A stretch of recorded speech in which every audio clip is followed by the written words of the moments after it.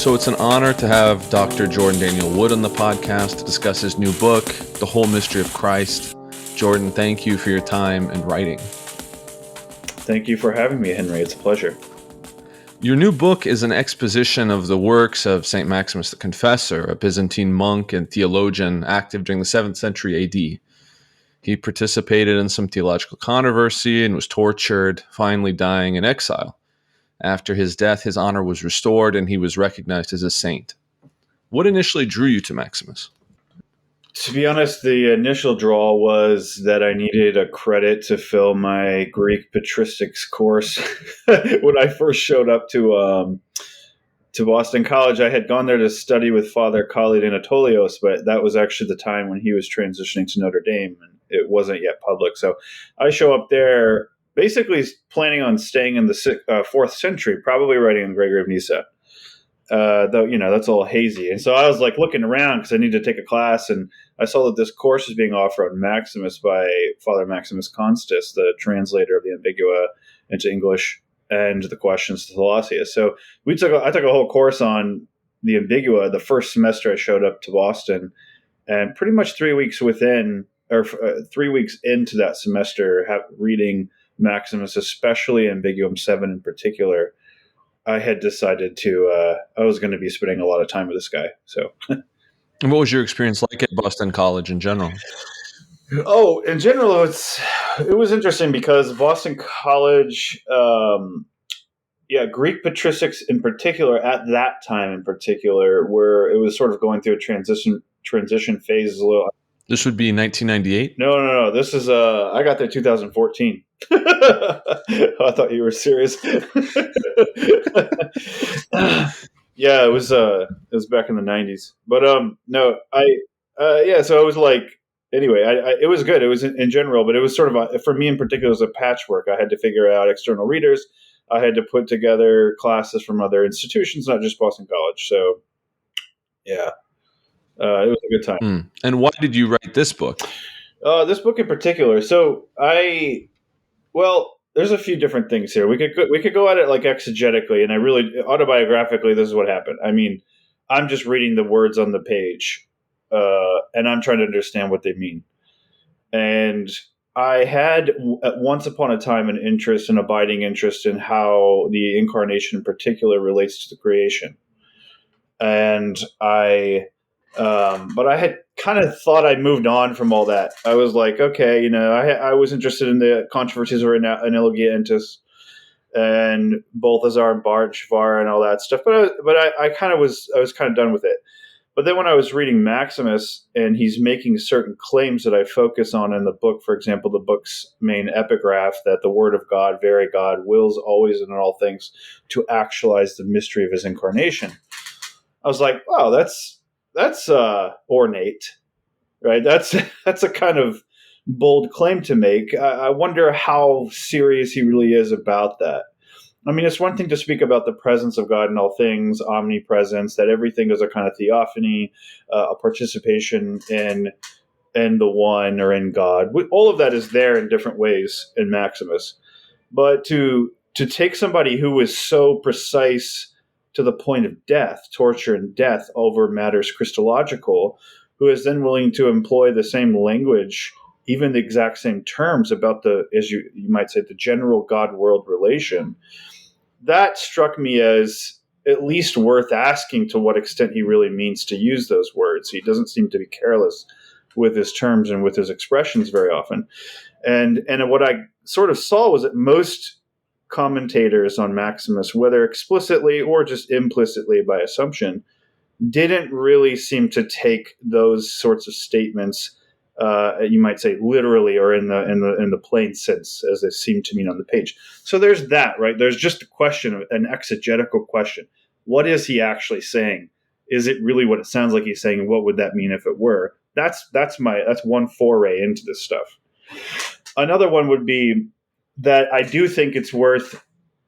I mean, the claim of the incarnation is that in the person of Christ, I mean, at least it's this, in the person of Christ, you have a sort of I don't know if unique's the right word, but a peculiar relation, even a relation of identity or oneness between cause and effect, creator and creature, God and the world, and that does and has over the first several hundred years and even today caused controversy, because it's not immediately clear to a lot of different people how that can be anything other than a contradiction to say those things. I know some are unsure about that approach, but it's hard for me to read the sources, whether in the patristic or the medieval era, and not see this concern over and over and over again.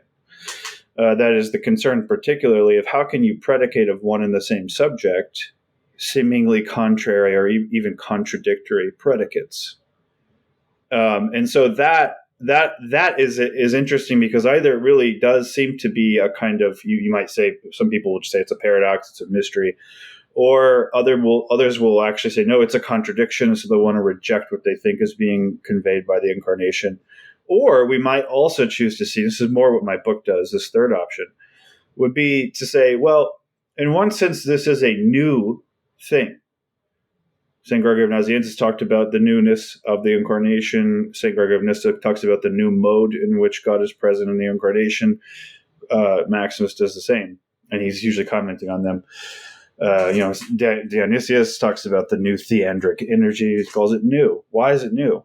Right? So there's something new there to discuss and to think about or think through or contemplate. But newness doesn't automatically mean opposition or contradiction, right? So maybe this is a new, deeper, more profound way of getting at the God-world relation, namely in that at least one case where the relation was himself, a relation of identity, where he is both creator and creature. So that's a more systematic approach to the question, and that is hovering and it animates the entire text as well. So we've got the exegetical, what does Maximus really mean? And we've got the sort of systematic or theoretical. Does the historical incarnation say anything about God's relation to the rest of history in the world? So those are two angles. You mentioned different sources and also your studies at Boston College in Greek. When did you learn Greek? When you're reading all of this, are you reading it in the original language? What's your relation to the Greek language? So prior, I became Catholic about almost 8 years ago. My childhood tradition was in something called the Stone Campbell or Restoration tradition. We could talk more about that later if we want. But the one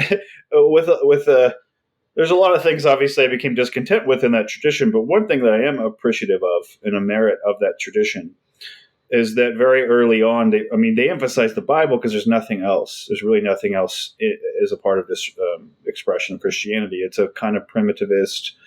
Literally, it's called the Restoration Movement. They, once upon a time, they would say, let's restore the New Testament church. And then, of course, quickly you realize, like, the New Testament church isn't like, roses and candy and stuff. It's not Candyland or anything. But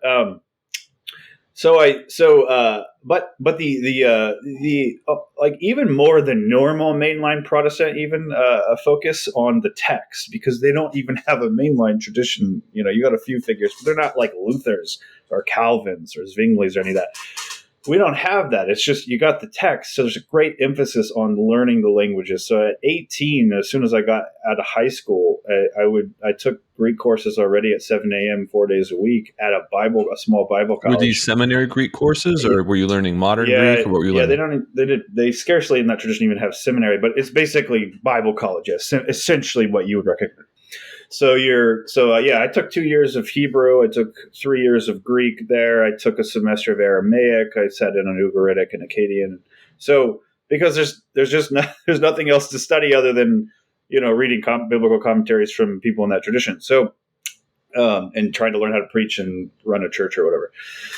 So I began at 18 learning biblical Greek, which, as we know, isn't the same thing as like classical or Attic or even later Byzantine Greek. And so that I had to develop a little bit later in my graduate studies. I was more focusing on, I took an Attic course and so forth, reading Plato in the Greek. So I'm reading Maximus in the Greek. I'm actually translating right now his 49 letters, which like only 2 or 3 of which have ever been translated into English. So I'm translating them into English. for the Fathers of the Church series, CUAP. And when will that be published? Oh, geez, probably 2 years out. I got a few other projects concurrent right now, and I'm also a stay-at-home dad, so I do it on the side. So the preface and introduction to the whole mystery of Christ make clear that your project is not only to make more people aware of Maximus's writings, but also to propound your own particular interpretation of him and expound your own original ideas. Where does Maximus stop and Wood start? Well, in one way, I would say that's almost in principle a question I can't answer. It's going to have to be the readers that do that, because look, it's me. If I tell you where I start and Maximus ends, it's me still. It's still me saying that. And so, how do you adjudicate that? So, in one way, I would say I can't. Now, as I say, I think in the preface somewhere, I don't think I was in these programs that call themselves historical theology. And there's all this contention about what does that even mean? How does it distinguish itself? It seems like it's kind of a weird hybrid. You do set yourself up for almost being just doing two things badly rather than one thing really well. So it's like, are you a historian? Are you a theologian? Are you trying to do both? And so you do kind of get flack from both sides because it looks like a category breaker. I happen to think that's probably just, in my opinion, historical theology, of which this book is a work, or an instance, is basically just what probably other people would recognize as doing theology in the history of the church. That is to say, nobody is just sitting there saying, well, here's something that occurred to me, without already having some kind of authorities in the form of scripture, of course, in the liturgy, and to prior commentators on scripture in the liturgy, prior theologians, philosophers, scientists, whatever it is, wherever it is you think that the divine truth can be accessed, you are going to pull that all together. And so historical theology, without getting into kind of boring details of like 20th century Catholic fights over Les Ossements or, a Nouvelle Théologie or any of that stuff, you can just understand it as kind of it's an intentional standing in the breach between otherwise divided disciplines. So I don't think I have a license, therefore, though, to mistreat the sources or to ignore the original languages or to do things that, historians would sort of want to be checking you on and verifying you on. Maximus, for example, was a monk. He wasn't a church leader. Which is kind of amazing if you think about it. I mean, he was so influential that the emperor still cared what he was saying at 80 years old about a topic, by the way, that had never even been dogmatically proclaimed.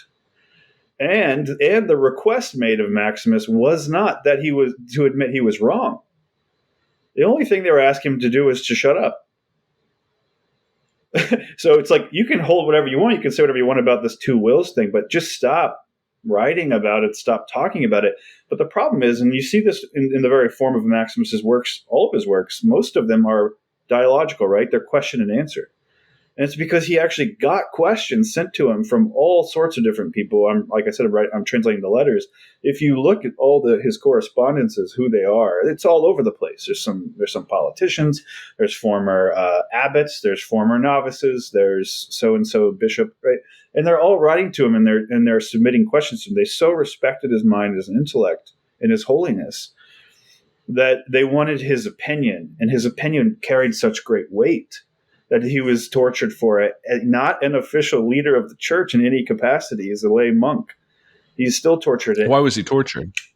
Because he was teaching. You said for his opinion, but what opinion? Diatheletism, that Christ had two wills, a human will and a divine will. There had been several waves of controversy prior, but this was sort of one of the last ones. And he was insistent that we must confess that Christ has two wills in it, because if you don't, you're not confessing he has two natures ultimately, was his argument. There's much more there, but his repression was fundamentally political in nature. I don't know. It was at least political in nature, but the problem is there had already been other disputes between Maximus and other people, and there were no political consequences at all. So for him, it wasn't political only. There's also No, I mean for his enemies or the people that were torturing him. They didn't really care what he thought. It was mostly, shut up because you're causing some kind of political Yeah, issue, I think right? I think certainly from the very top, like say from the emperor's perspective, sure, no question. Now it gets a little more dicey though, because if you're thinking about say Bishop Theodosius, who is who you can read, or Pyrrhus, right? You can read the actual disputes, the account of their disputes. There are moments. It's hard to know exactly their motives. I mean, certainly it's easy to kind of say, well, they're just sort of carrying out the imperial agenda or whatever. And I'm not denying who wants to deny that completely.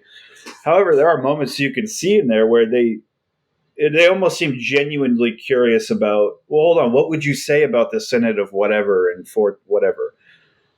Like it's more than just trying to trap them. There is a sense, and in fact, It's really not possible to divorce politics and theology in this time period. right. And Bishop Pyrrhus actually does recant in his dispute with Maximus, so that wouldn't really be a shrewd political move. And yet later he comes back, right? So it's messy. It's messy. Yeah. In the first chapter of your book, you discuss the mystery of the incarnation. What do you think it means for that mystery to be actualized always and in all things? Well, yeah, that's the whole book. I think, Specifically with the emphasis of the first yeah, chapter. yeah. Okay, so the mystery of Christ, or of the incarnation, we'll say that's what I focus on there. So I think what it means is that there's different ways to approach this, but I'll say this: I think that unless an instance is not an instance of the word, to use Ariugena's way of putting it, and if it's not an instance of the divine word, the second person of the Trinity, bearing what seem to be an abstraction contrary predicates like impassible or passible, temporal and eternal. If it's the case that there is no one single subject bearing both of those predicates at once, then I don't know why we would call it an incarnation, right? Incarnation, like for example, incorporeal and corporeal from like carnis, incarnation in the body. If it's one thing to say with like say I'll just choose one because I've been I've been criticized for this by some people that are very pro Neoplatonist, but I'll just say Iamblichus in the first book on the Mysteries, where he's defending theurgy, the concept of theurgy, and he's doing so with Plotinian ideas against a student of Plotinus, Porphyry. And against the idea that maybe we can return and reunite ourselves with the one by basically sort of going into our own soul and contemplating what is there in such a way that is like a bodiless, almost like kind of a kind of escape or a turning away from the external. Iamblichus wants to emphasize the external, because then you see the importance of the mediation through ritual, through certain sort of orders of incantations, through the temples of the gods, etc. Right, and so he's trying to make this argument, but so there he has every interest in trying to bring together what you might call the highest cause, like on the vertical scale, if you want to put it that way. It's a little crude, but just for an image, with the lowest things like matter. My point is he has an interest in doing that. But even there, one of the things he explicitly says is he does not think that his case means that, for example, the gods themselves can be given predicates which are proper only to their effects. So the god is not circumscribed by a time and place just because you go to a certain time and place in order to participate in theurgy, like this temple over there with this priest, etc. And yet, of course, that is the mediation to the gods. And so there's a sense in which there's a relation of the gods to that time and place. So you need to go there, otherwise his case is lost. But he wants to emphasize what I would call an asymmetrical relation. That just because you have to go there and you have to do these things with these materials, and that affects your union with the god whose temple this is, doesn't mean that god is therefore circumscribed by the media that you had to use to get to him. It's asymmetrical. It's not reciprocal or symmetrical. That, I think, is fine and actually makes a ton of sense. It's coherent. But that just can't be what we mean in the incarnation, simply. What we mean in the incarnation is that the Son of God, who is with the Father and the Spirit, the cause of all things, also becomes an effect of that cause. So that what happens to Jesus of Nazareth does happen to the Son of God, since they are one and the same subject. That's a bridge too far, I think, for a lot of people. And I think so. So now the question becomes, once again, like I said earlier, is this just sheer nonsense? Is this just contradiction? Or is there a way to kind of sort of rearrange things in such a way that it's not, you're still getting at some of what the incarnation is trying to affirm, but you don't want to fall into logical traps. And so you have all these different options throughout all the patristic era. Do we do Apollinarius's way, which actually made a ton of sense? Do we do Arius's way, which had its own kind of inner coherence? Do we do Nestorius's way? Well, what about later attempts to kind of mediate this, like through Cyril onto Severus and the Miaphysites? That was one way, right? Or we can go towards strict Chalcedonians who said, well, we got the Chalcedonian definition. We're just simply not going to go beyond it, or whatever. There's a lot of different ways. And there were a lot of other people who just said, stop talking altogether. That happened several different times in the patristic era. And so this is kind of the question. I mean, if this is a new, as we said earlier, in any sense, a new affirmation, I think that's where I would start to locate it. It has to be that the Son is somehow the subject of both sets of contrary predicates. Now, I don't think that necessarily means you begin with general abstract predicates and then you say, oh, here's a problem. There is no problem from most Neoplatonic perspectives here, because there's no one subject that you have to say that about. Right? So there's no tension. There's no pressure. There's no problem of this for a lot of different world religions, because there's no one subject that you're saying this about. There's a neat sort of hierarchy, and this predicate applies to this in this way, and this a predicate which seems contrary to this one, like temporality or mortality or whatever, corruptibility. This applies to lower levels, to different subjects on a different level, right? So there's no problem there. There's a problem, though, whenever you say, behold the man, and what you're saying here is that this one who is man, ecce homo, is also God, through whom all things were created.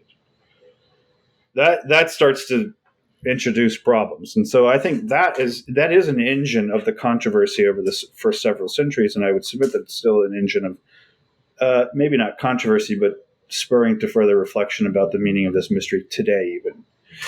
So that's why I say all that, is because a lot of the first chapter of the book, I try to trace in sort of detail how the so-called Neo-Chalcedonians, that's just a scholarly label that says people post-Chalcedon who were trying to defend Chalcedon's teaching about Christ, about the two natures in one person, but they were trying to do it in a way that explained why the council was not Nestorian. Because if you look at the Chalcedonian definition, it looks like a lot of pairs, like dualisms, right? I mean, there's the singular emphasis, the one Lord Jesus Christ at the beginning, and the one person at the end. The one person hypostasis at the end. But everything in the middle is two. This one was born of the Father before all ages, was also born in these last ages of the Virgin Mary. This one is consubstantial with the Father and the Spirit, and is also consubstantial with us, humanity. This one is perfect God, fully complete in his nature as God, fully complete in his nature as human. So someone like Severus of Antioch, the main anti-Chalcedonian thinker, the champion of the Miaphysites, and in a lot of traditions considered a saint, he's looking at this, and others that are sympathetic with his side, and saying, look, this sounds nice, but to be honest with you, it basically looks like Nestorius, but like 2.0 here, because we're multiplying dualities in Christ. It's as if Christ is divided straight down the middle. And then the further controversies make it worse, right? Two natures, two activities, two wills. What, two minds? What's going on, right? That's why Gethsemane becomes such a huge point of contention, because there you seem to have Christ struggling with this event to come, asking the Father to remove it. Nevertheless, not my will, but your will be done. And so Miaphysites would say, look, if you're saying there's two wills here, that's a battle of wills. There's a division. There's a fundamental division that you're even introducing into the heart of God. which cannot be. So what Neo-Chalcedonians needed to do was explain Chalcedon in such a way that it assuaged those who were in the line of Cyril, Saint Cyril, whose emphasis is almost always on the unitive subject, the one subject bearing of the Gospels, bearing these predicates, if you want to put it abstractly, or just say he's the one subject of the Gospel, who both doesn't know the hour or the time, but also can read people's thoughts, who both, walks on water and says he knows God and was here before, and he knows he was in the bosom of the Father, and also is crucified and suffers. Right? So for Cyril, you begin with the oneness, the subject, and whatever else you try to go on to say about the duality is almost secondary. Because if you start with duality in Cyril's perspective, you'll never get around to getting to one, which I think he has a point there. So he says, for example, at the end of one of his letters, like I think letter 45, he says he speaks against those who, quote, speak with undue precision. They speak with undue precision about the sufferings of the Lord, as if he were two. Right? So that's his concern. He's less concerned in working out all the details about how the two-ness works in relation to the one. He just wants to defend the oneness, and I think a lot of Miaphysites do too. And they're trying to be faithful to him in that way. So Neo-Chalcedonians have to explain to the Miaphysites why it is that Chalcedon didn't simply betray Cyril in his emphasis on the oneness. So in order to do that, they have to develop what it means to be an hypostasis as distinct from ousia. So there has to be conceptual refinements or developments, or else you're just stuck with the formula, which seems on its face like absurd. So that's a lot of the first chapter of my book tries to get at this new way that the incarnation is even possible in the face of its actuality, is on the level of hypostasis, which has its own logic. I call it like a hypostatic logic, or the logic of person, as distinct from a logic of nature or essence. And what you end up getting is that what seems to be on the level of essence, abstract and contradictory, is not always. In fact, often we have other cases, including our own selves, where on the level of person, they are not contradictory. In fact, they're synthesized, to use Constantinople II's language. They're synthesized as the person, him or herself. One example, and then I'll stop on this. One example is that they like to use, which Miaphysites also like to use it for a different reason, is the unification of body and soul in one person, a human person. If you think about soul and body, according to their essence, their ousia, they are contrary. They're not contradictory, but they are contrary. Soul is not spatial in the way that body is spatial and locative, right? Soul is not visible physically in the way that body is. And so there are some contraries here. Origen already pointed this out in First Principles too. But nevertheless, not only are they one in the person, say in you, Henry, or in me, hypostasis, you yourself are their oneness. It's not just that, but they are not even different from each other in reality unless they are you. Because after all, your body and your soul didn't exist prior to being yours. They are yours. And so you are your body and your soul, and in you they even differ in fact, not just in essence, like abstractly. They differ in fact as they are also united in fact in your person. If we were simply thinking according to the logic of essences, that wouldn't be possible. It shouldn't be possible. And yet you yourself are your own greatest proof that it is in fact possible. And so there must be another, as it were, dimension to reality, the level of hypostasis, where those things are not only actual, but in fact, they're the condition for the possibility of you to abstract about the essences at all and how they differ and how they relate. So all of this to say, to bring it to a close in this first chapter, developments like that, what they'll say about the body-soul comparison is like the same thing exactly holds in the person of Christ. It's just that the natures that differ there are seemingly absolutely contrary. Right? Body and soul at least share one thing in common, namely that they are temporal. like they're created at a certain time. Maximus is really clear on that at the end of Big Game 7. But again, abstractly, I'm not talking yet about the reality of divinity, how it actually is, or the reality of humanity, how it actually is, but abstractly. You can't make those come together in an abstract way. There must be a more determinate reality which makes them one. That is the person of Christ, just like your person makes your body and soul one, and even differ at all within you, right? So that's the kind of comparison, the kind of developments that they have to do, and it gets really weird and sophisticated, and it opens up a lot of questions. I don't deny it, but that's the sort of work they're doing in order to meet the Miaphysite demand that the oneness be preserved and in fact foregrounded amidst all the Chalcedon's dualities. So I think that's an incarnation, is getting there where that person, on the level of person, not only bears to abstract sets of contraries, but in fact makes them really possible, and even their difference possible at all. So you mentioned a few different logics, and one of the logics in the first chapter that you bring up is what you call Christologic, and you contrast it with what you call mere Christocentrism. What is the difference between those things? Yeah, so a note on the word logic, the way I'm using it there.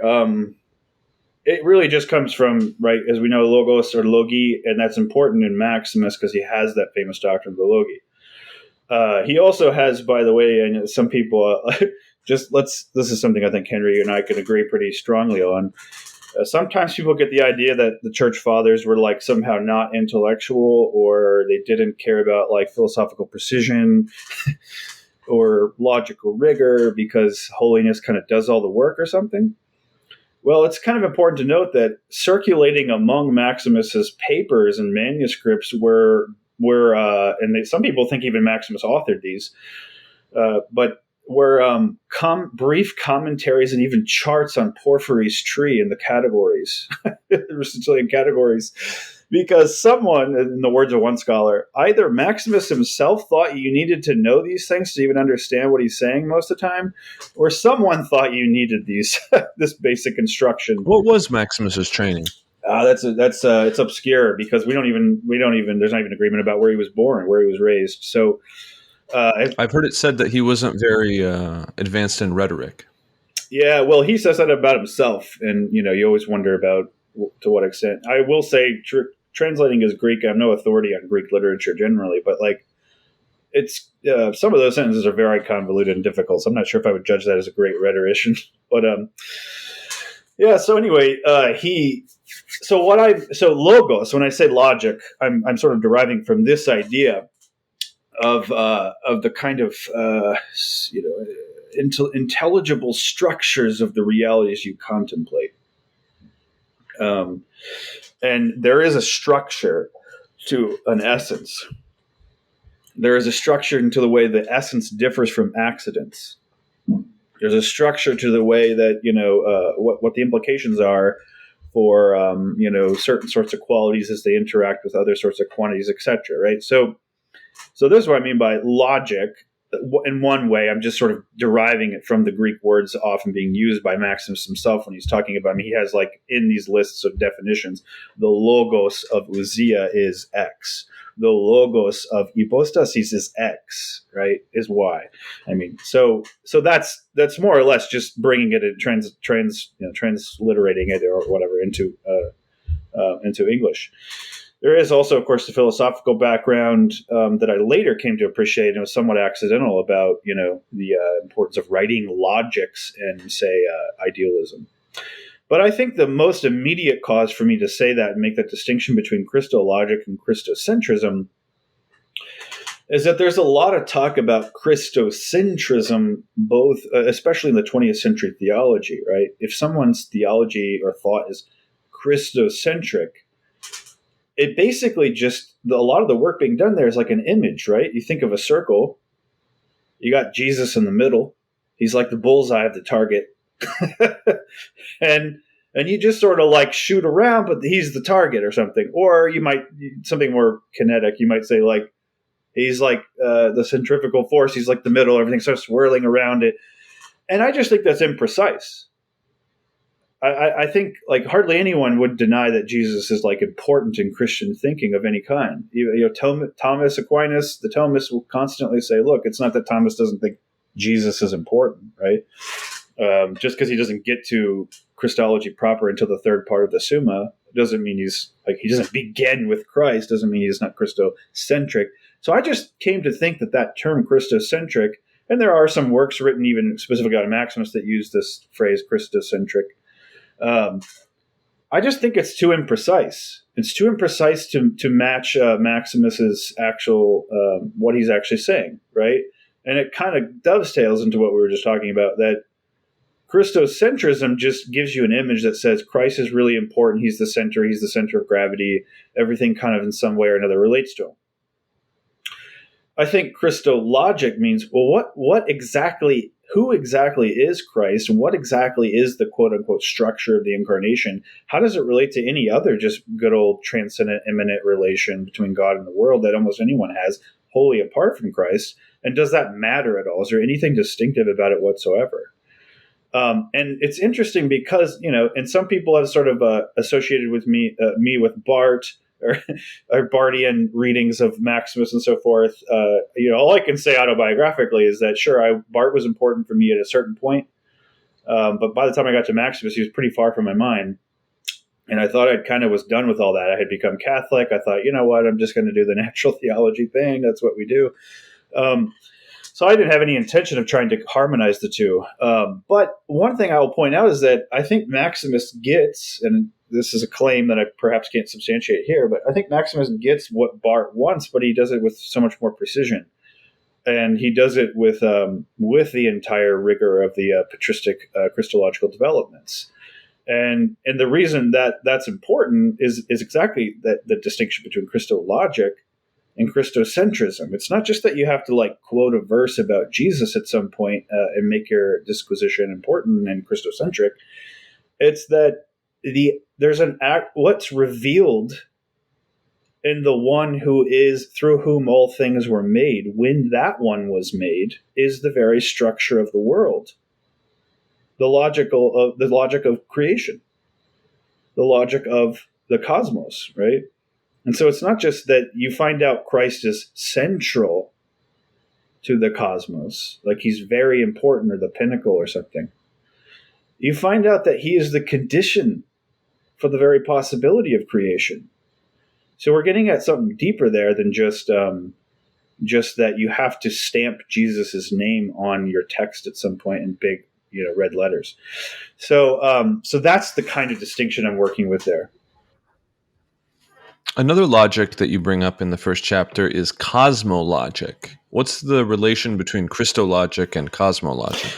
Yeah, that's it's probably a more economical way of saying what I was just saying, which is that the cosmologic, what I mean by that is both the structure of the emergence of the cosmos, so creation from nothing, but also the kind of, as I use in the book, right, the middle. It's the beginning and the middle and the end. It's the whole of the cosmos, like the project, as Father Bear would say, the project of creation or of creating a human being. And so the cosmologic, I initially distinguished that from Christologic only in order to then identify them ultimately, right? And say the logic of Christ, if you put it that way, in a terse way, is nothing but the logic of the entire world, so that the two bear the same distinctive marks in their very conditions and actuality. I don't know if that makes sense or not, but Oh, I understand what you're saying. You've mentioned several times the need for precision, and you also criticize the, quote, misstep of those who, quote, flee to Cappadocian Trinitarian terminology for uncritical succor. Why is criticism of Nicene language warranted? Well, it's not a criticism of Nicene language. It's a criticism of making Nicaea the end when it really is the beginning. So, and here's... Well, then why do you say flee to Cappadocian terminology? Well, because...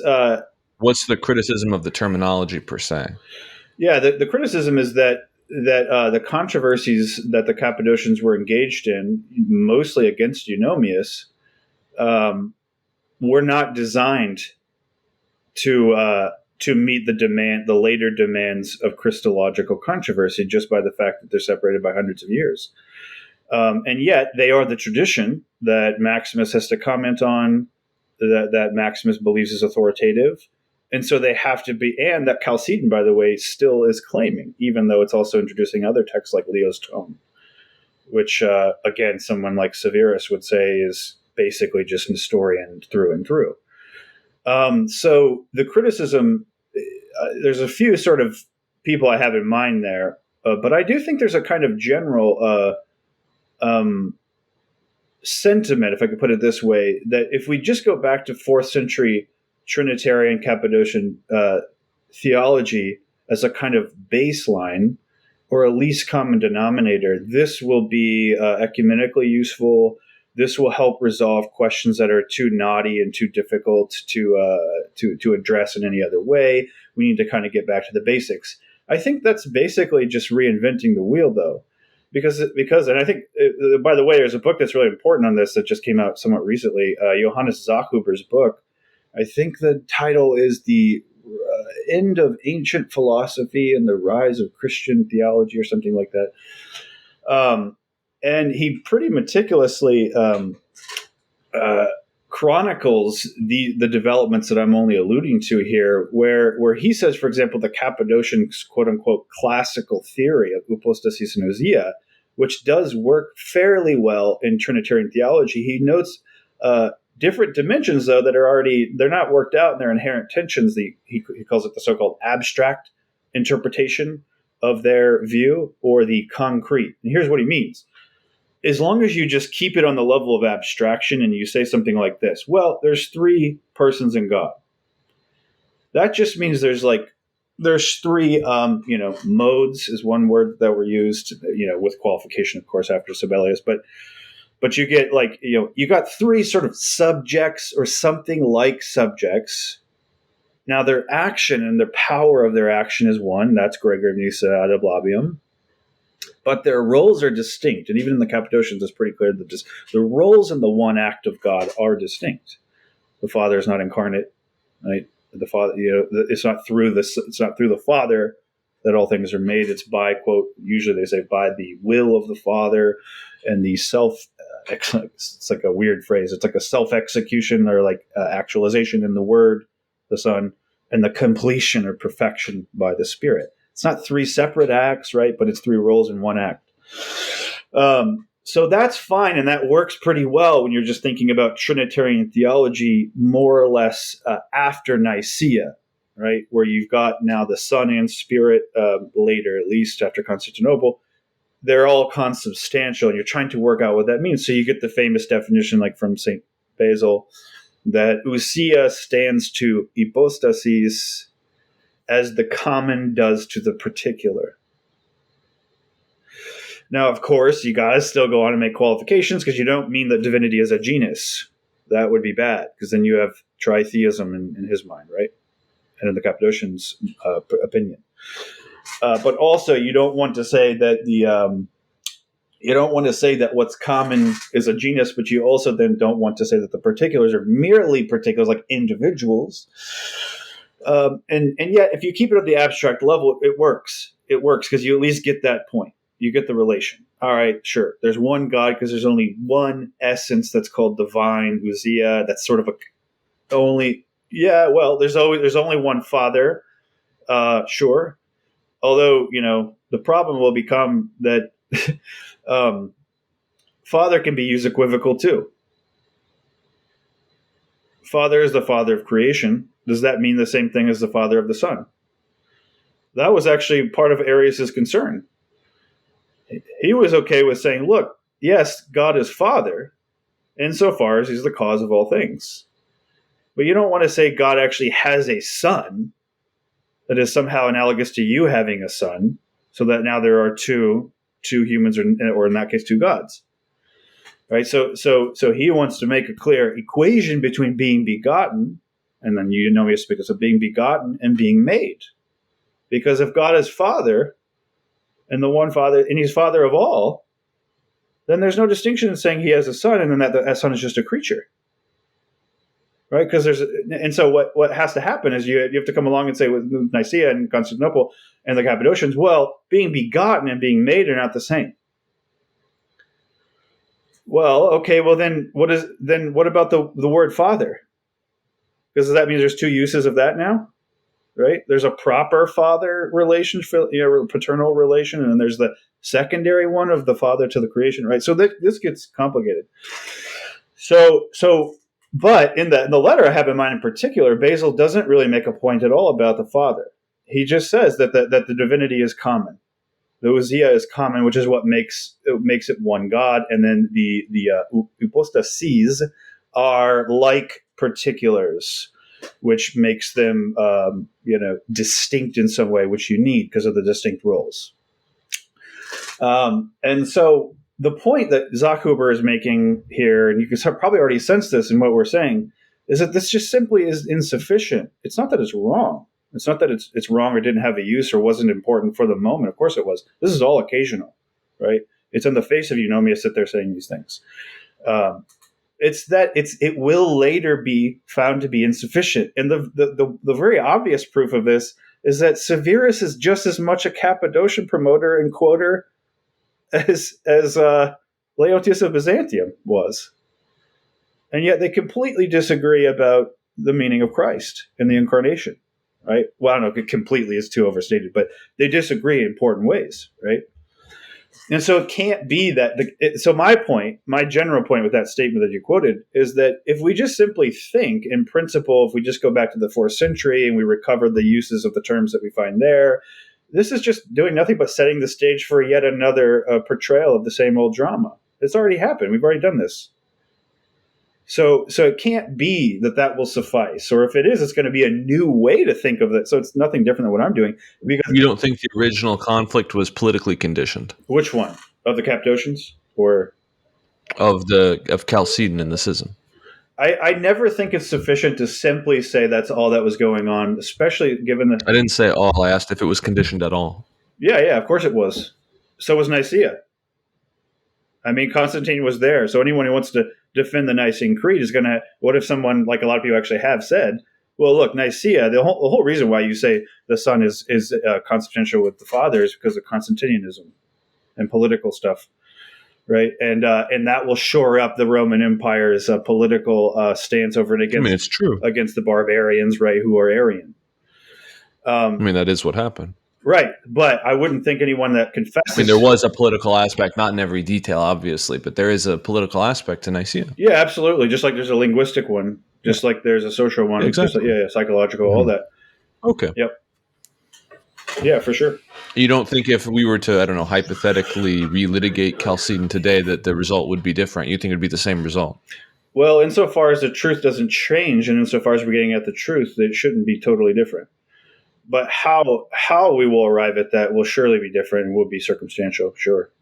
Like, for example, like say Karl Rahner writing his really great essay on Chalcedon called Beginning or End, and he basically answers both, which I think anybody that adheres to a living tradition will have to say. He does mention that maybe, in a footnote, maybe some of the stuff Hegel said isn't so different or foreign from what Chalcedon was at least setting up. It's not that they're the same or there's just like no difference. It's that, right, so that would mean that a relitigation of Chalcedon today, for example, wouldn't be able so easily to ignore, say, 19th century German idealism. That's different, of course. Bulgakov does... Do you think the Nicene symbol of faith... I'm sorry. I was going to say, that's actually a great way to understand perhaps Bulgakov and Lamb of God. He's doing that same... Where in Chalcedon or anybody defending Chalcedon will you see them saying, as he does in Lamb of God, that there are three subjects of the Trinity and that they are a self-positing I, so that the self of the Father posits himself as another I and the Son, etc., right? This is Fichte. This isn't Chalcedon, right? So I think it's almost inevitable that will happen. It'll be different in that way. Yeah. Sorry, go ahead. No, I was just, I'm not trying to rush you. It's just we're very limited on time, and we're only on page 2 of my 13 pages of questions. So I'm trying to get through the whole book, but if we don't get through the whole thing, it's okay. If you wanted to come back and do a second episode, we could do that. If you don't want to, that's fine. But the next question I want to ask, based on what you've been saying, is: do you believe that the Nicene symbol of faith could be possibly modified, abrogated, superseded, sublated, etc., after its dogmatic declaration at the Council of Constantinople in 381 AD? Not as a symbol, but what is a symbol? I mean, the actual words of the No, creed. not at all. Okay, so let's go through the terminology really quickly in case there's anyone listening to this still that doesn't know. So, what is a hypostasis or person? Well, a person at the very least is a subject, right? That is to say, the agent or the actor, the one who suffers, the one who takes any predicate that you could possibly say. That's at least what a person, what a hypostasis is, right? That's even true for like animals or trees, right? And so, at the very least, you have to start with an hypostasis is a subject.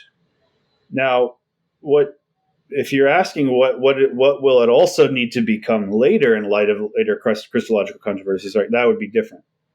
But I'll say the baseline idea would be subject, which is why even in Maximus, What is it for Maximus, and what is it for you? I say for Maximus, a person is, again, first and foremost, a subject who has natures which provide the faculties by which that subject actually exists, either in act or in passivity, right? Suffering. Is it the same for you? It's at least that for me, and I think it's at least that for me. Now, there's something more to Maximus's, though. It's not just that. The subject is also, as I say in the book, positive. But I cite, for example, Opusculum 16, where Maximus uses the word, the Greek type or imprints, and he says that the person imprints upon the natural activities his or her own style is the one. There's weird interpretations there, translations. But the idea is that there is no such thing as humanity that actually exists that's not already stamped by the personal identity of any particular one. Like Henry's way of being human and of talking and of living and of thinking isn't just a human way. It's you're giving something to that actual instance of humanity that isn't inherent in the definition of humanity. And yet it's human. It's actually human. And so there's what I call in the book a positivity to person, which I do think is non-negotiable, and I think Maximus holds this as well. So there's something non-formal that your proper name points out. Henry, Paul, John, right? What is it pointing to? What's the reference what's the referent? It's the who, the subject, sure. But it's also like whatever is available through interpersonal knowledge, or as Maximus says, by experience directly. Something you couldn't abstract. I couldn't know you. I couldn't know Henry without meeting you and knowing you personally and interacting with you and watching how you act. I have to watch you unfold. I can't abstract you. And yet I can know what humanity is just from random samples. And so that's another crucial dimension to person, is that person is positive, and what's positive needs a cause. Like it has a reality. It's a fundament, right? So I think that's person. It's not just a subject, like a grammatical subject or a subject in a story that does things and plays a part. It's also contributing metaphysically some content, which is not abstractable because it's not formal. And Maximus is very clear on that, in Ambiguum 17 in particular. So going back to your method of not simply elaborating Maximus, you're not just doing a summary of Maximus, you're also doing your own work. Is there any difference between Maximus's concept of hypostasis and your own? Not in the book, no. Mm-mm. Not in the book. And what about between Maximus and the Nicene Fathers, for example? Yeah, I think there is some difference. It's a development. The difference, one obvious difference is that for Neo-Chalcedonians, Maximus included, the hypostasis is the only thing that, quote, exists in and for itself or by itself. Natures never exist, or essence, as ousia, never exist in themselves. They can only subsist, have real concrete existence in and as a hypostasis and the set of all of the hypostases, right? When you say nature, are you saying physis or ousia? I'm saying both. They're equivalent already in the. They're equivalent. Yeah, in Chalcedon they're already equivalent, but they're definitely equivalent for all. For Maximus and for you, they're all equivalent. Yeah. Mm-hmm. Now I don't. So what is a nature then? A nature is the entire set. Well, nature for one thing is just a kind of being, but what we really mean by that is the entire set of faculties, that is powers or potencies, which enables a person or hypostasis to act as the kind of being it is. That's what Maximus says, for example, back again in Postulum 16. So if you are a human being, that's your nature. That means you're physical. You have locomotive properties as an embodied creature, but you're also intellectual. You have actions that are simply, for example, contemplative or theoretical, and you have the combination of them always at the same time. And so when Henry acts, he does so as a human being. It's the potencies within human nature which allow you to do and act in every way that you can. It's the possibility of your kind of acts, the kinds of acts and the kinds of ways you can suffer. But when Henry acts, it's not humanity acting, it's Henry. And Henry's more than just humanity. There's something else about Henry that's not just simply human, in terms of understood as nature. Yeah, but physis, ousia are systematically made synonyms all in Maximus's work and most Neo-Chalcedonians, since they thought that Chalcedon demanded that. Yeah. Is it possible for there to be a real nature without a hypostasis? No. And what is the principle of individuation operative in the incarnation? Yeah, that's a huge part of chapter 1. The principle is the logos. And this is something that, like, say, mid-20th century French Thomists hated about the Neo-Chalcedonians, because they have a whole system, right, derived from Thomas that says, for example, you, Henry, can't receive grace except in your mode of your being, which is created. And so they have a distinction between, say, uncreated grace and created grace. It's not that there's two different graces. In fact, it's two different modes of the same grace. And so you have to receive grace in the mode of humanity, which is created. It's intellectual. That's why there's gifts of the Spirit that have to do with your mind, etc. So that's like that. They didn't like the fact that, say, Maximus didn't have this idea. And in fact, he only has uncreated grace. He specifies that. He doesn't have an idea of uncreated grace, and created grace, because in the incarnation, the operative principle, what makes the flesh of Christ both real and his, is nothing but his own person. Right? In hypostasis is the technical term that they start using. That no nature has a hypostasis of its own. It's always in hypostasis, and Maximus even says that of the Trinity. That means that there is no actual flesh of Christ unless it is him. He himself is giving his own subsistence to it. That's its creation from nothing. His identification with that flesh is the same thing as it's being created out of nothing. And the reason why the Thomists got worried about it was because what it means is that he himself is the only principle of mediation, because he's the only principle of individuation, which is to say the coming together, making it indivisible, right, without division. An individual is that which is a unit without division. So the principle of individuation in the incarnation is nothing less than the Son of God. Not matter, right, as in some schemes, not some particular or individual form, as in some other schemes, but the person, this positivity I said earlier, of the Son himself. And that positivity alone is what allows, as it were, if you're going to speak crudely, the nature's activities to interpenetrate and to be it is the conduit through which those two are even unified at all. And so you don't need something like created grace for Maximus, because the mode of being a person is already more than just simply being created, or uncreated for that matter, as the Son is both. And so since he is both, he allows the two in himself to mix, to use the sort of a controversial terms, or perichoresis is what he uses, to interpenetrate. And so you don't need something like figuring out how the modes fit together in a created mode versus an uncreated mode. So anyway, that's into other stuff. But yeah, so I would say the principle of individuation can't be anything other than the person himself, uh, right? Or else the incarnation has some other cause than the word.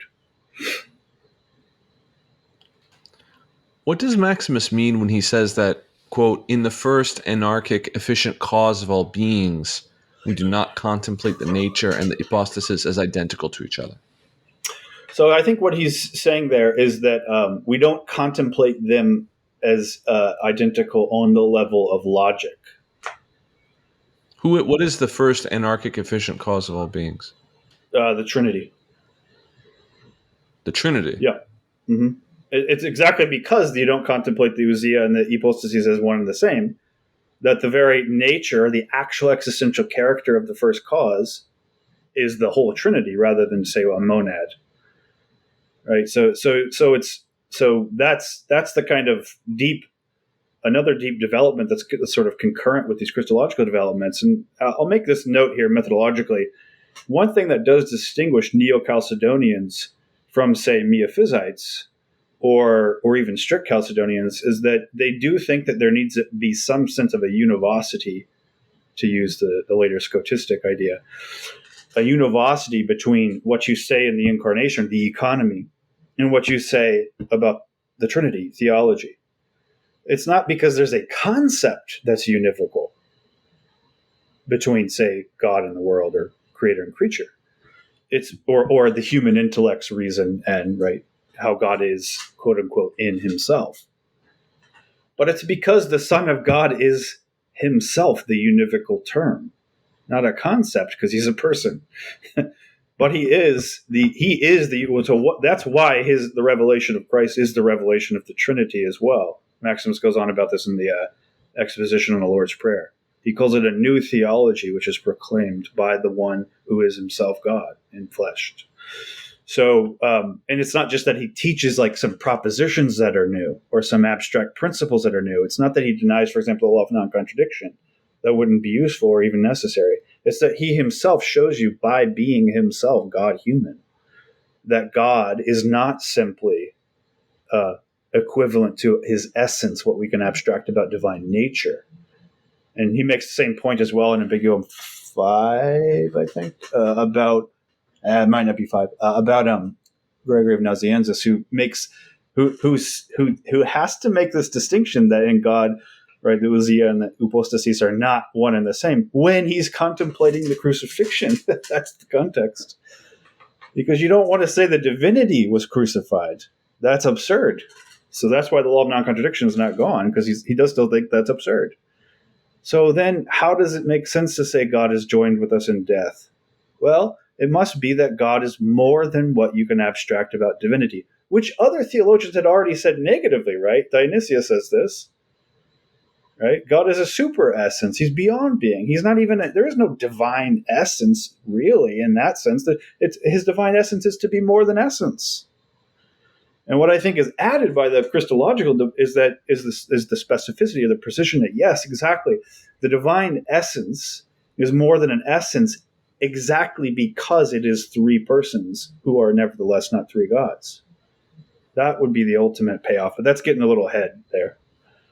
When you say that the first anarchic efficient cause of all beings, and that's just the Trinity, yeah. Does that mean that it's the common ousia? Does that mean it's a particular hypostasis? Is it all three hypostases individually? Is it all three hypostases collectively? Well, it's all three hypostases in whom alone the divine ousia is even real. That's why he uses in hypostases even for the divinity, the ousia. There is no divinity that's not the three. Even like the God the Father alone. And so not really literally father, it's just what you call him because you're a creature and you come from him, and so it's analogous to father, who came before you and brought you to being. The Father alone is not actually fully, right? That's not the fullness of what the anarchic cause actually is like. If it were, then all things weren't created through the Word and perfected by the Spirit, because the Father alone would be sufficient to be the anarchic cause of all beings. Or why would you need the Trinity to participate in all of creation if if only just one of them was sufficient to be the cause, and that's it, right? So this is an important methodological point, though, that I do think maybe is obscure to some people. That if it's there, it's inherent as an implication in the Neo-Chalcedonian position that what you come to say of Christ will affect how you think of God, precisely if it's true that that one is God. Christ, I mean. If it were methodologically the case that you could sort of get all your ducks in a row about divinity, and then when Christ does the incarnation thing, that in no way makes you reconceptualize or at least see in a new light or in a fuller way what's true of the divinity. That's just another way of saying, even if furtively, that God didn't really become human and reveal much of anything about God at all, because it was already there and complete and done and over with. You didn't need really much anything more. So I think so inherent in the Neo-Chalcedonian position is the methodological necessity that these two spheres can't be cordoned off, precisely because in him they are made one. They are one. So that's the basis of any kind of univocity, not a concept, but a thinking through a person. So I don't know if that's... Does Maximus believe that God is composed of parts? No, but he does use part-whole language pretty often. Mm-hmm. So you have to ask, in what way is a person a whole that, say, for example, a genus is a whole? They're different. Mm. They're different. Different logics, once again, of whole and part altogether. So, yeah. Another place where we kind of come into this issue of language is how can Christ's human and divine natures be both universal and particular? They couldn't be unless they depended on being a person in order to be at all. So, right, because universal and particular are inherently opposite. They dialectically depend on each other for you to even understand them, right? You can't understand what a particular means unless you know what a universal means, and vice versa. And so, as I would say, on the level of essence, what they essentially are, you can't make them anything be both of them, because that's just as contradictory as saying, right, one and the same subject is eternal and temporal. But I think that the reason why humanity, there's two reasons why I think he wants to say that humanity, Christ's humanity, is both particular and universal. Well, he wants to say it's particular, of course, because if it's not particular, to the credit of both Nestorians and Miaphysites, they want to point this out. If it's not particular, then it's not a hypostasis. It's not an hypostasis that can be pointed out from anything, right?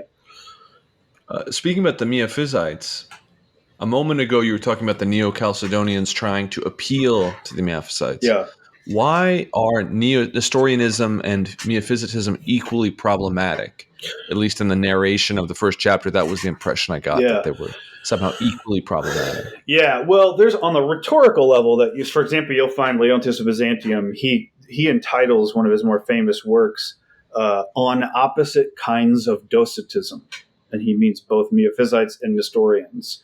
What he means, of course, is that Nestorians can't come to make themselves believe that Christ's flesh is really God's humanity. So the humanity of God becomes docetic.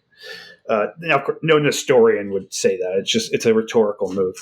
But then on the other hand, Miaphysites can't come to fully accept that. Oh, I think I got that turned around. It's Miaphysites think that, right, they can't fully accept the humanity, the perpetuance or perpetuity of the humanity after the union, right? Which is why they want to say, with Cyril, by the way, they do have some reason, that after the union, you don't speak of two. You can speak of Christ coming out of two natures. From two natures is the language that they would want to use. That's fine. Cyril in the Pact of Union says this too.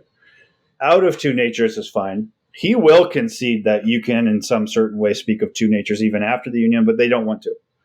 Miaphysites would say no, right? And what they want to speak of instead is, it's various, but I think the more common thing would be to speak of a human quality or property which persists after the union.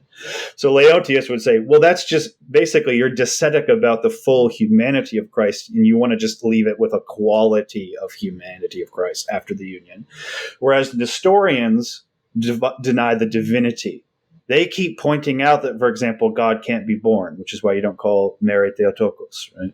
That doesn't make sense. That's an inherent contradiction. God doesn't have a mother. God is without beginning. And so they want to keep pointing. God doesn't cry. God isn't weak. God doesn't admit ignorance. None of that stuff. God certainly doesn't suffer and die in God's self. God is life. Why would God die? It doesn't make any sense. And so they want to focus on the humanity. And for Leontius, they therefore become docetic about Christ's divinity. So this is where I really don't think it's a forced move.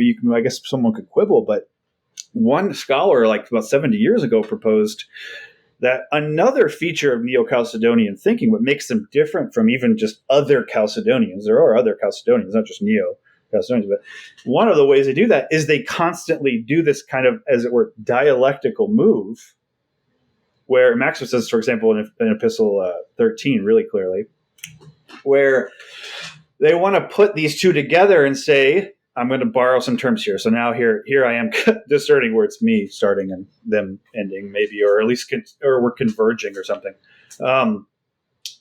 They want to say both are equally one-sided reasonings about the whole mystery of Christ. And if you go and you can't help but land in one place or the other if you're stuck within the logic of essence or nature or abstraction.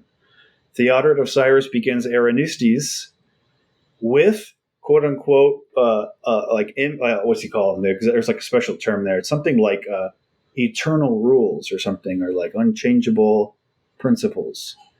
And it's stuff that's common sense to us, right? Divinity can't die, right? Divinity is not born because divinity is uncaused, etc., right? And yet they get somewhere further than Nestorius will get. But from the Neo-Chalcedonian perspective, okay, if you begin there with the duality, you will not find a way back to the oneness in any real full sense. You just can't do it. It's self-limiting. But on the other hand, if you begin simply with the oneness, as they think the Miaphysites do, it's an abstract oneness you're beginning with. It's not talking about the actual person. It's talking about being an individual or a real concrete physis. Then you'll never get around to the full duality. And so they constantly sort of want to put them together and say, look, of course they think they're opposites, but really they share more than they want to let on. And then they just oscillate between dialectical poles because that will never resolve. And so the Neo-Chalcedonian wager is to say there is a deeper logic at work, and we've not properly understood the difference, not just the difference between hypostasis and ousia, but then the way in which an actual person is both at once. And that's something I do want to say. I have never claimed that a principle of hypostasis is the answer to all questions. If I said that, I would be making hypostasis a genus, which is exactly what I'm denying of it, right, on one side. Nor have I ever said that Christ is so completely unique that he's unique as an exception and as a contrary. And this is where it might differ, for example, from the early Barth. Because if you just say, well, Christ's uniqueness consists in the fact that he opposes everything else in the world, and he smashes against everything on a dialectical move, right? And there is you can't learn anything from any philosophy or anything like that, which even the later Barth sort of makes fun of himself on. We have to say, you actually have made the uniqueness of Christ totally comprehensible.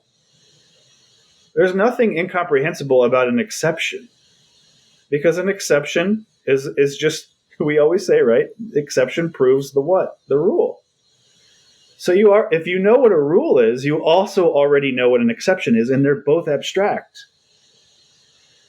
And so this is the Neo-Chalcedonian point. Christ is neither, and he is both because he is neither. It's exactly because he's not, you might say it this way a little more clearly.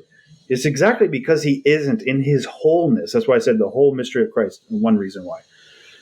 He it's exactly because he isn't reducible to either universal or particular that he can be the actual unity in his person, not in an abstract principle. He can be the actual unity of both. That is to say, the generation of the very dialectic of difference in himself. And that's a wild, mind-bending kind of thing to say.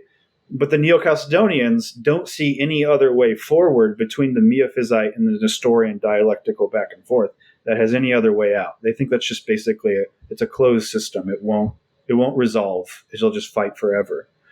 So we got to go deeper. Hence the developments, etc., right, and so forth. So, yeah.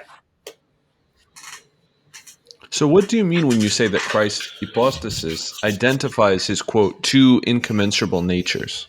On the level of nature, divinity and humanity are incommensurable.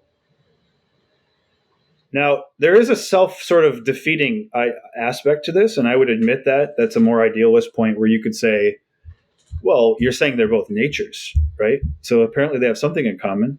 I think that's an interesting way to actually do an immanent critique of that whole way, right? Or it's like saying, for example, well, God's ousia is really above all ousia. I mean, to be honest with you, I don't know how anything could identify two things which are, by definition, incommensurable. Unless they're not reducible to a definition abstractly, right?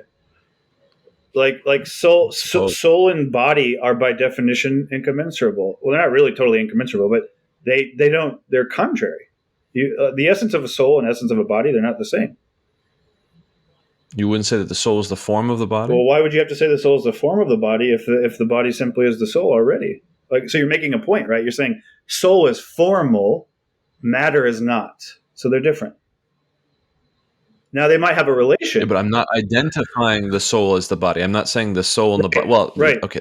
I'm not being interviewed. I'm not trying to take the space away from you to talk. I'm just saying, like, for me, it seems a little bit strange to say that we're going to identify two things which are by definition, and like you can't identify them.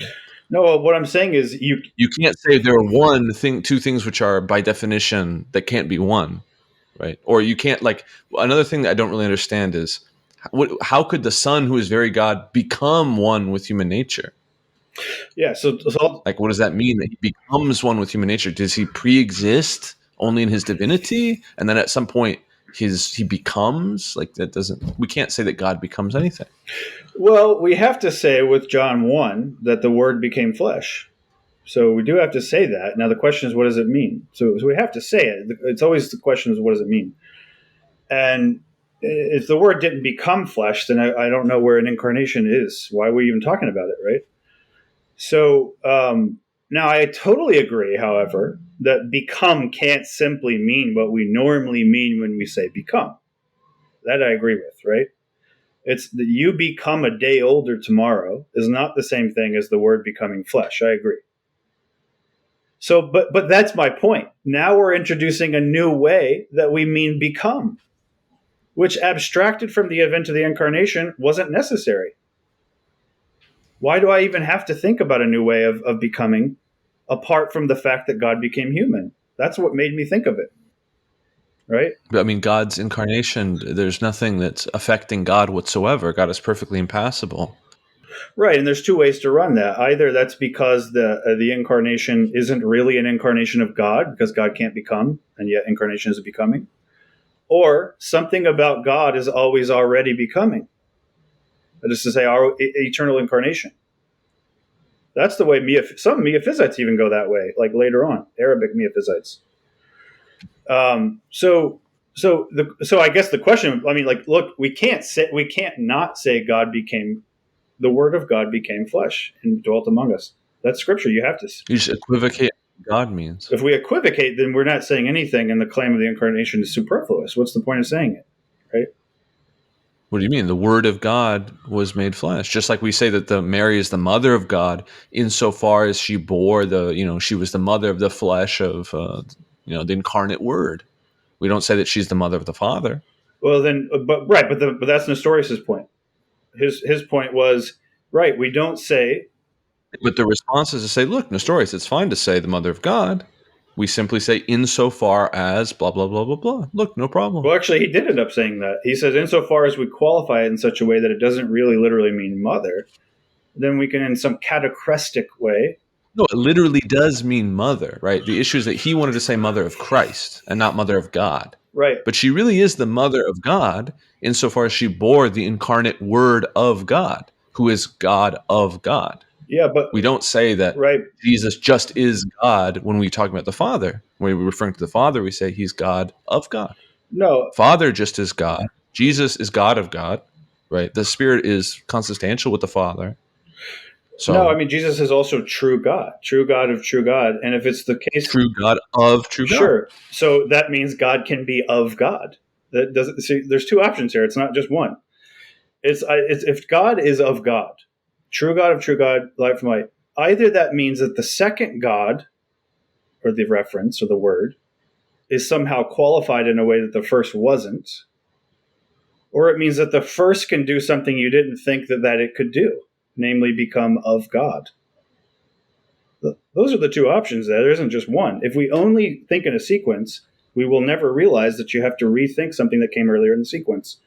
We'll assume that. But don't you have to think in a sequence in order to do it at all? Yes, like, you how do. am I Yes, you supposed do. to just articulate? No, I know? agree. I actually think, and actually that's the way I would characterize what you might call any propaidutic to the gospel. I would always say you have to begin there. I agree. Like, you have to begin in philosophy. You have to know this stuff, right?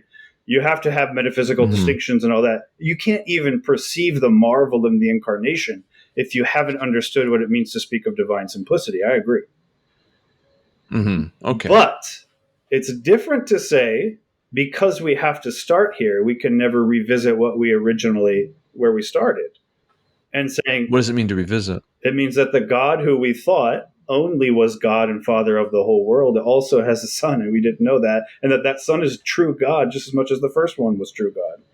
That wasn't clear before.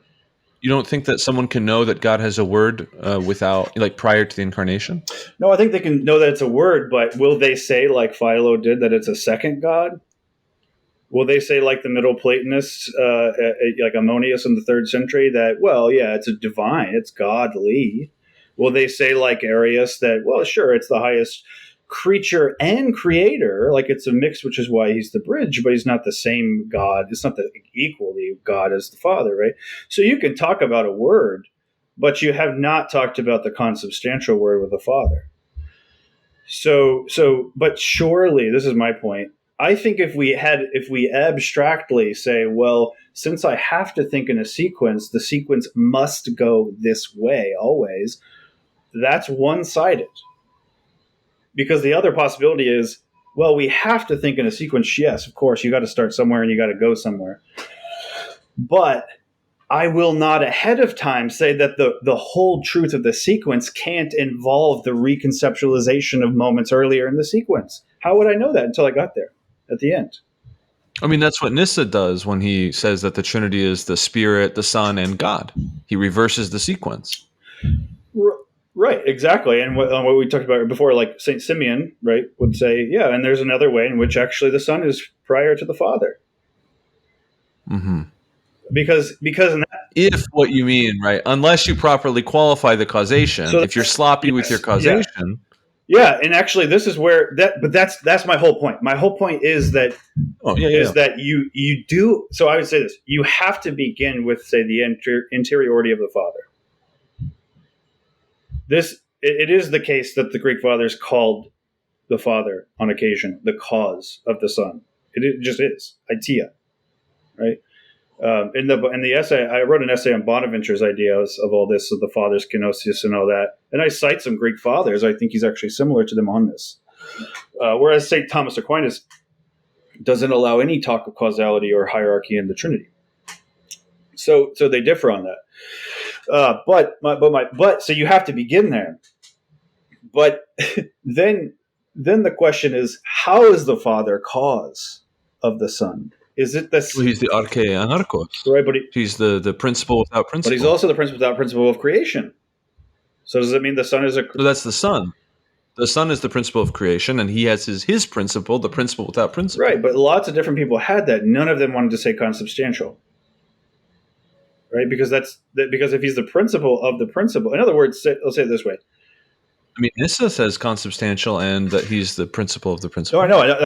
What I'm saying is that's a development. That's a Christian development. I agree. They say that. Mm-hmm. But there are tons of other people that knew of a word of the Father, and they would not want to. In fact, they would resist it. In fact, they would say it's nonsensical to say that the Word who is qualified in a way that the Father isn't, that somehow they're the same essence. If it's qualified differently, it means it's a different definition, right? That's all, because a definition is species plus differentia, difference. That's the only way you define anything, right? Is you make a difference from other things. And that's how you categorize things and define them. De finis, right? From the edges, from the boundaries. So if you add a difference to a being that makes it differ almost as it were in principle from another being, you've just simply said it's a different kind of being, right? That's Eunomius's argument. So when And Nissa says if he's talking about the Father, then we agree with him. He's Orthodox, right? But what he's doing, but really what Eunomius is doing is saying the Father is divinity.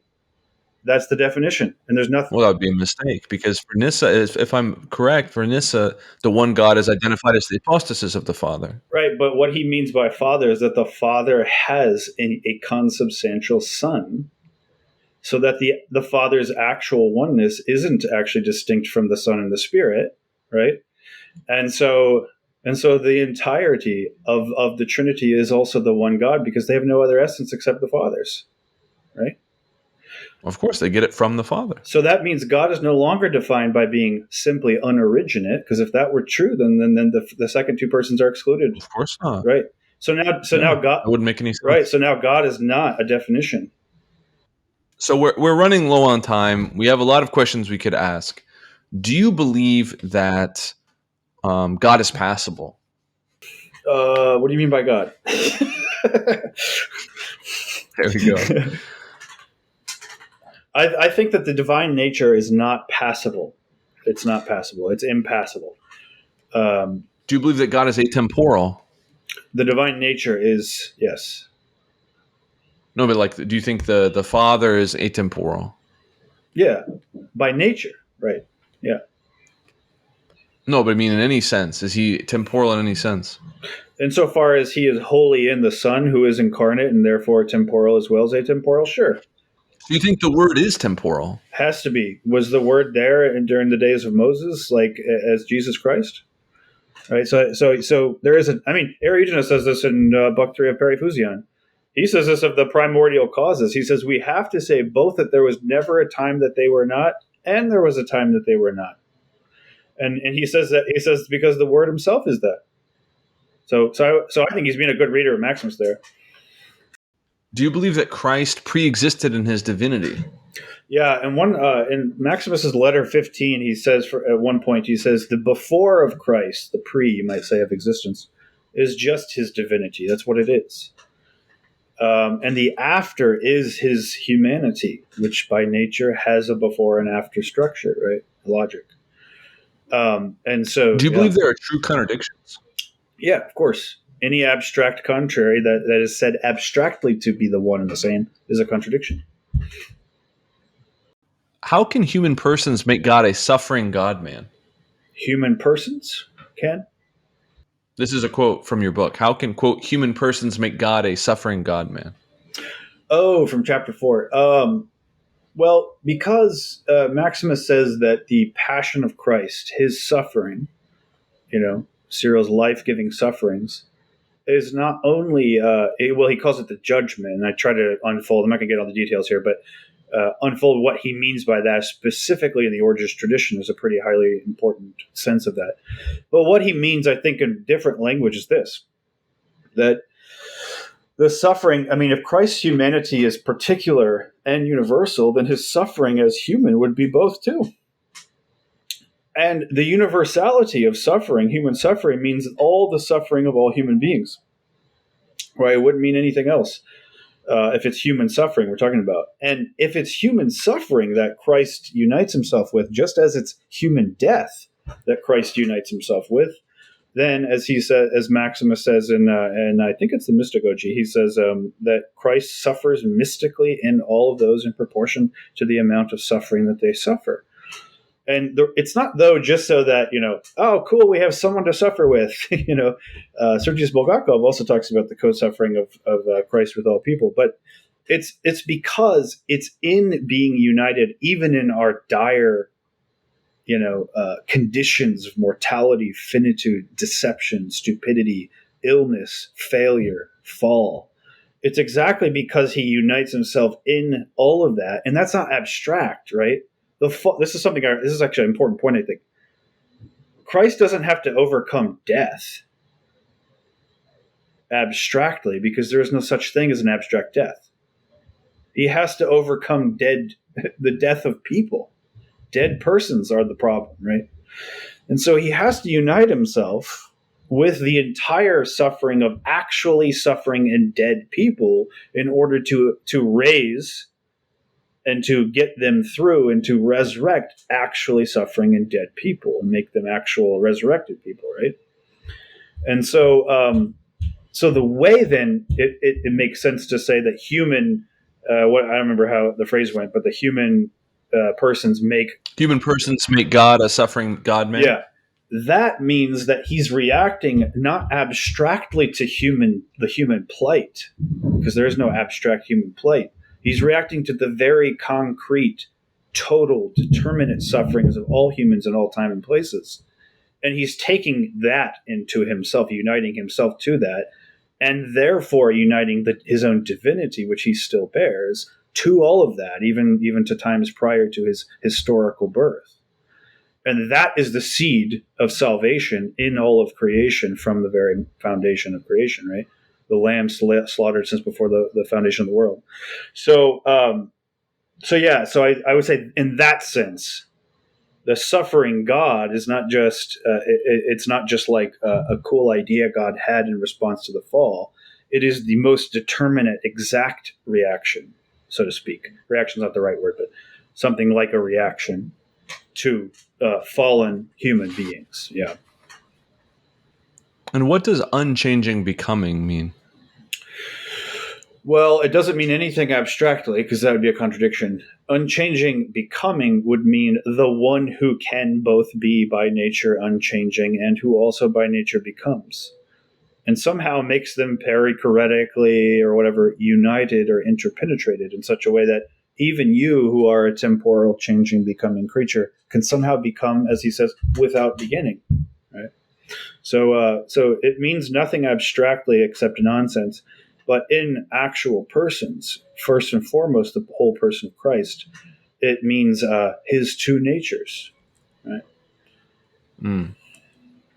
There's a lot of questions that I would like to ask you. We're really running to the end. I'm going to end with these two questions. And if you would like to come back later, I'm happy to wait on the episode and record more and then stitch it together and make a part 2. But I want to ask these two final questions, and then I'll let you go because we don't have infinite time. The first question I would like to ask is very broad. Jordan, do you reject classical theism? No, I don't reject it. I think it needs to but I also don't think it's not sufficient for the whole mystery of Christ. Mm-hmm. And what do you make of David Bentley Hart's critique of your work? Well, what I think of it is that it needs we need to maybe discuss exactly what the criticisms are at more length. About the whole theogonic, mythology stuff, the THM. Yeah, well, it's fine if you're talking about Moltmann, or if you're talking about certain Bardians, or if you're talking about Whitehead, or if you're talking about someone like that. I just don't think that any of those represent what I think. So, it couldn't be that I think God simply becomes God. One, because I think there's no such thing as an abstract God, which is what's providing the condition there for the absurdity, right? God can't become. That's a general abstract principle that we all agree on. Therefore, if you say God becomes God abstractly, that's just a contradiction. It's easy to point those out. Those are just definitions of words. But look, I also don't accept, though, and I'm not saying David thinks this, so I'm not making a retort per se, but I think perhaps to clarify my own position, I also don't think it's wrong that many different thinkers, both within the Christian tradition and outside of it, have also looked at, say, the doctrine of the incarnation and said, on the surface, when I'm thinking about this just abstractly, it does kind of seem absurd. Like, I don't think they're irrational for thinking that. Why would the doctrine of the incarnation be absurd? Because God can't be born. God can't grow up. God can't have a mother and father. God can't suffer. God can't die. God can't be passible. And so right? So who is this person that's doing all that, right? Is he God? The God-man. Right. But how is he God? Isn't that equivocal? Right? He's the Word of God. Yeah, but what does of God mean, right? If it just means he's fully divine. Okay, so fully divine would include not being passible. So how can he be both? Well, he's passible according to his human nature. Right, it's his human nature though, and he is the one who suffers. It's not his human nature. That's the medium. But the divine nature doesn't suffer. Right, exactly. Natures actually don't do anything abstractly. But the one who can be both by nature, that's not immediately clear to, I think, a lot of people. I mean, most of the Christological controversies, unless we want to reduce them simply to political machinations, which I don't, they would make no sense if there was no initial scandal. I don't make irrationality into an absolute virtue, but I also don't think mere rationalism says much. Because what do you think rationalism is? Well, that's my point. It doesn't say much of anything. It depends on who's saying it, who's claiming it, or who's critiquing it. Rationalism would just be, right, those who think that all truth can and should be perceived by reason. Okay, I mean, like, almost no one disagrees. What else is it perceived by if not by reason? Exactly, but what is reason? That's the more interesting question. The Lord Jesus Christ himself. I mean, are you talking about the faculty of reason in a kind of in post-enlightenment sense, or reason itself? That'd be the divine logos. Right, exactly. But then I also wouldn't call, like, Theodoret of Cyrus a post-enlightenment rationalist, and yet he's making arguments based on what, by reason, we know, right, of God, that he can't, for example, die. I don't think you have to be post-enlightenment to think that. He thinks that's just an obvious truth of reason. And so my point isn't that there is no resolution. That isn't what I think. But what I also think is the resolution will have to be going beyond what we even mean exactly by, quote unquote, something is or isn't reasonable, right? What does it mean to go beyond that? Exactly. That's the question. It doesn't mean anything abstractly. What it means is, for example, paying attention to, well, what is the difference between a person and the natures which are generating these contradictions and these problems and pressures? Why is it that you yourself can both be somehow physical or visible, but also some invisible? Aren't those words necessarily contradictory if you try to say one and the same thing is visible and invisible? Well, you'd say, no, it's my soul that's visible or something, right? Or the form of the body is invisible because it's only visible by means of the body. That's Aristotle. But fine. But there is also one subject who is both. And how is the one subject both? That's the interesting. I don't think that's actually inaccessible. And I also don't think it's beyond reason, because I would want to expand our sense of reason to also what we experience every single day, including your own self-consciousness. You know that you're both, and yet you're not one. You're not both in some way that's just like equating the two abstractly. Obviously, visible and invisible are different. But you yourself have already, just by your life, like who you are, your person, your spirit, you might say, concrete spirit, is already the overcoming of these two opposites. And so anyway, that's an example of saying, I don't think we get very far by simply saying, we can say that reason, everything, there is no truth that's not perceptible by reason. But of course, the question will become, what does it mean, though, to say with Christianity and other religions and other philosophies, not only that the logos, the reason is a person, but that the logos is a God-man who actually was born in history and suffered and died and rose again. Does that do anything to our idea of what reason is and is capable of, and how we perceive it, and how we get to it, and how it's accessible? It doesn't. So the death of Logos on the cross does nothing to how we understand Logos in ourselves. Reason isn't abstract. Reason ultimately is the person of Christ. I am the way, the truth, and the life. I. Who is the I? Who is the I? Reason the Lord Jesus exactly. Christ. Reason doesn't talk to itself or about itself unless it's a person. So reason is a subject, right? Is whatever we mean by person. That's what reason is. You wouldn't accept hypostasis as an entity? No, that's way too vague. Everybody accepted that. That's actually a condition of the debate, right? Because Nestorius says, look, if you think that Christ, or a subsistence, if you don't like entity. Yeah, I don't like that. I mean, I would accept It's too vague. Right. I mean, it's at least that. That's what I would say. You want to be more specific. I mean, I think I know we're drawing to a close. I don't mean to cut you off, but we don't have infinite time. You have your life to live. I wish I could ask you all 13 pages of my questions. But what are you working on next? Well, I've got two things. Well, okay, three things. And this is what I'm doing when I'm not, spending most of my time with my 4 daughters. I am a part of a team that got a grant to translate Schelling's late lectures on the philosophy of revelation. So we're in the midst of doing that. Very interesting, very difficult text. I feel like my book is like a child's book compared to these lectures. So that is one thing I'm working on, translation of that, and then working on translations. I mentioned of Maximus's letters, which I think are important. 9 of his most substantial Christological letters are in that collection. They're not translated into English. Yeah. I want to thank you again for being here and express my sincere gratitude for your work and your friendship. I think it's obvious to everyone, even those of us who disagree with you, that what you're doing is very important. And if only we had more Jordan Woods, if only we had more people